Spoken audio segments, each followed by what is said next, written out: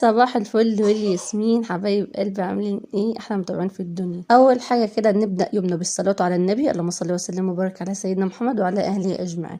احنا بقى عايزين نخلص اللي ورانا بسرعه بسرعه علشان قبل النور ما يقطع. الساعه دلوقتي الساعه 2:30، وهو عندنا بيقطع النور الساعه 4. فهعمل الاكل بسرعه واروق الشقه. وديت مكه الحضانه وانا جايه بقى جبت مكرونه وكبده، وهنا لبن علشان اغليه واحطه في التلاجة نشرب منه. هنبدأ بقى نحط انا اسفة على الإضاءة. هحاول اظبطها وكده. سميت بالله وبدأت على طول علشان ننجز بسرعة. لما النور بيقطع الواحد ما بيعرفش يعمل حاجة. هنا انا غليت ميه للمكرونة، ودي الكبدة طلعتها علشان اعرف اقطعها، وهنا الطماطم علشان اعمل صلصة للمكرونة. دي الطماطم اللي انا كنت جايباها الكيلو ربع ب5 يا ولاد. وفي ناس كتير استغربت اللي الكيلو ربع ب5. لا، الكيلو ربع هي كانت ب4 جنيه وجبت الكيلو ربع ب5. وفضلت في التلاجة جامدة زي ما هي اللي هي ب5 حمرا، اما الكيلو ربع ب5 فيها حتة صفرة. دي للسلطة. بس عادي لما سبتها شوية احمرت، وهعملها صلصة دلوقتي للمكرونة. وبحط للمكرونة بحط لها بابريكا، البابريكا بتحمر الصلصة. ويومها برضو لما انا كنت جايبة الطماطم، جبت تفاح كان ب15 وسط كده، اصفر على بلدي، وانتوا ما كنتوش مصدقين اللي هو كان ب15. هنا بقى نرجع للاكل بتاعنا. هنا حطيت ملح للميه بتاع المكرونه اللي انا هسلقها، وحطيت شويه زيت عشان المكرونه ما تلزقش. لو مش عايزه تحطي زيت حطي نقطه خل، المكرونه برضو مش هتلزق. والمكرونه عندنا ب22 جنيه، جبت ب17. ب17 حطيتهم كلهم وطلعوا بكميه حلوه، يعني مش قليله. مش عارفه 17 كيلو ربع ولا قد ايه. بس انا قلت لها هاتي ب17 جنيه، وجبت بالباقي مرقه دجاج. هنا بقى انا كنت بضرب الطماطم بتاع الصلصه اللي انا اعملها صلصه.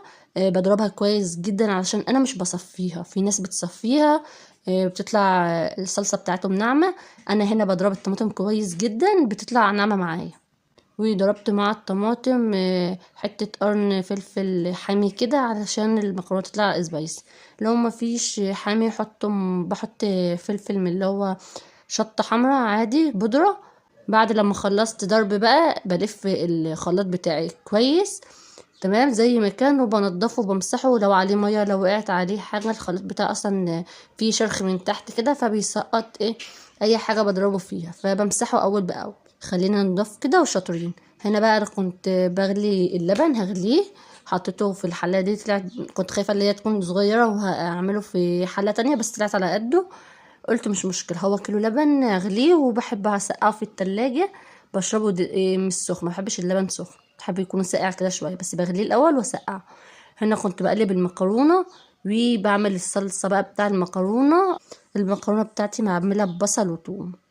بصل وثوم بتطلع حلوه. وحطيت بقى البصلايه قطعتها خرط صغيره، وحته زبده كده عشان تخليها طعمها حلو كده، وشويه زيت بس. والاول لما يصفروا على النار وبنزل بالطماطم. لو انا بعمل المكرونه مثلا جنب فراخ ما بحطش فيها توم، بعملها بطريقه تانية. بحط لها بصل بس ما بحطلهاش توم. لو بعملها بقى كبده بحب احط لها توم قوي. انا بقى خلصت المكرونه تمام. الساعه بقت 3:45 في الوقت ده، فحبيت انجز بسرعه. قطع النور ده يا جماعه والله علمني حاجه، علمني ان انا اطبخ بدري. انا ما كنتش بطبخ بدري كده، يعني بطبخ على الساعه 4 كده لحد لما جوزي يجي الساعه 6 يكون الاكل سخن. لا، انا بحب بقى دلوقتي اطبخ قبل النور ما يقطع. هنا بقى بعمل الكبده. قلت انا هعمل الكبده بطريقه تانية، يعني بطريقه كنت باكلها زمان، ماما كانت بتعملها لنا زمان، فهعملها بشوربه. ليه بقى؟ هي جايه في دماغي كده. حطيت حته سمنه او حته زبده وشويه زيت في حله بالشكل ده، وقطعت الكبده بتاع مكعبات كبيره. لو انا هعملها ببصل وثوم وعلى النار كده بقطعها خرط صغيره.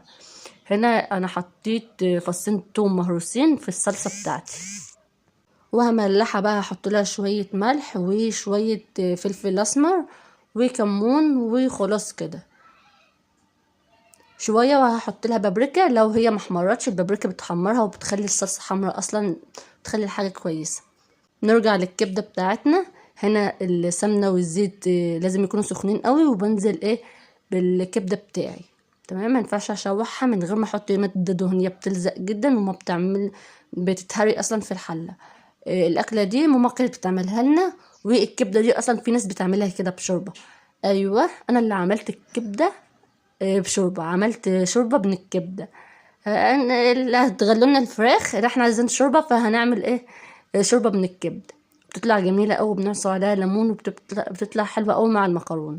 هنا بقى حطيت بصلايه صغيره مع الكبده وطماطميه صغيره عشان تعمل شوربه جميله كده، ورشيت عليها فلفل اسمر وهزودها بالميه وخلاص كده تطلع جميله والله العظيم. يعني انا حبيت، انا كل مره بعملها زي بتاع السندوتشات وبحطها على الكبده عادي، لما بنغرف الكبده بحط شويه كده.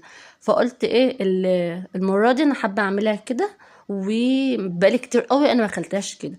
هي بعد لما بتتسلق بقى بشوحها بفص توم مهروس، بشويه توم مهروس كده، فصين توم، وكمان بخرط فلفل الوان وبشوحها فيها من غير بصل ولا حاجه، بتتاكل كده ومعاها الشوربه. هنا بقى سبت الاكل يستوي، المكرونه الصلصه وطيت عليها والكبده عملتها. وهنا بقى ايه، قلت اروق المطبخ كده وانا واقفه علشان النور ما يقطعش والميه تقطع. النور لما بيقطع عندنا الميه بتقطع علشان الموتور بالكهرباء وكده، واحنا عندنا ميتنا طرمبه ما بتطلعش الا بالموتور، فالميه بتقطع لما النور بيقطع. فغسلت مكان ما انا كنت واقفه كده وبعمل الاكل، الخلاط اللي انا كنت بعمل في الطماطم، والصينيه اللي انا مخرطه عليها الكبده، والهون، ومعلقتين كده، طبقين كنت بخرط فيهم، يعني حاجات بسيطه. وحطيت في البستله او مش عارفه انتوا بتسموها ايه، اللي انا كنت بغلي فيها ميه للمكرونه، اللي انا سلقه فيها المكرونه، حطيت فيها شويه ميه علشان في بواقي مكرونه لازقه فيها، فسبتها دي حطيت فيها شويه ميه وسبتها علشان تبوش وبعدين اغسلها بعدين. تمام. هنا بقى انا خلصت خالص، يعني ما اخدتش وقت مني، بس اسيب المطبخ متروق كده لحد لما النور يقطع بقى براحته، يقطع ما يقطعش. انا كده خلصت الاكل وخلصت الدنيا بتاعي. هنا بقى الصلصه بتاعي خلاص اتسبكت، وحطيت المكرونه وقلبتها فيها بالشكل ده، وحطيتها على النار ووطيت النار خالص وسبتها مع نفسها كده. وهنا بقى الكبده بتاعتنا عملت شوربه جميله، وهملحها بقى. ما بحطش الملح في الاول، بحط لها وهي بتخش كده في السوا وفي الغليان، بحط لها ملح وبملحها في اخر غلوه كده زي اللحمه وزي الفراخ. وعامله شوربه والله العظيم، شويه شوربه مع المكرونه بقى، يا على الاكله دي. شويه شوربه كده بالليمون عسل. ايوه انا اللي عملت من الكبده شوربه، هقولها تاني علشان انا عارفه ان انتوا هتستغربوا من الحركه اللي انا عملتها، يعني هتستغربوا بالاكله دي، وفي ناس ممكن بتعملها بس انا ما اعرفش بتعملها ولا لا. هنا بقى انا اتضايقت من المنظر، انا اصلا عايزه اشيل الحاجات دي وهي على النار واروق البوتاجاز، متضايقه منه. في حاجه بتضايق لما بيكون وسخ اصلا وانا شغاله عليه كده، بقعد اروقه. عندي فوبيا او بتضايق من البوتاجاز وهو ايه، وهو حتى اللي عندي الكبيرة دي سخنة وهتلسع منها، بس اللي عندي هي اللي حوالينها مكرونة واقعة وكده واكل ناشف، فقلت لا انا هنضفها كده. عايزة اقول لكم ان النور قطع اصلا، خدتوا بالكم؟ النور قطع واحنا بنتكلم وبتكلم معاكم، قطع من شوية لما الكشاف قاد.